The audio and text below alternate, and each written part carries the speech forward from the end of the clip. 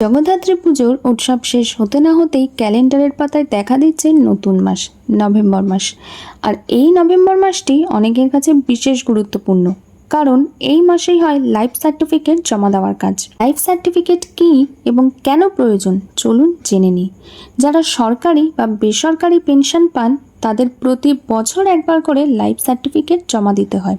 এর মাধ্যমে নিশ্চিত করা হয় যে পেনশন গ্রাহক এখনও জীবিত আছেন এবং তার অ্যাকাউন্টে পেনশন পৌঁছে দিতে কোনো রকম সমস্যা নেই।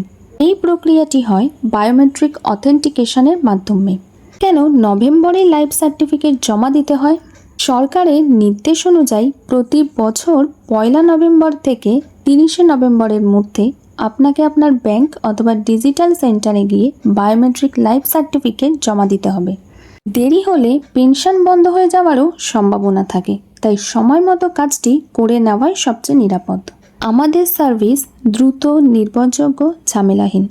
দেব ডিজিটাল সেবা কেন্দ্র আপনার সুবিধার্থে নিয়ে এসেছে বায়োমেট্রিক লাইফ সার্টিফিকেট সাবমিশন, দ্রুত কাজের নিশ্চয়তা, সম্পূর্ণ সহায়তা এবং অভিজ্ঞ ও ট্রেন্ড টিম।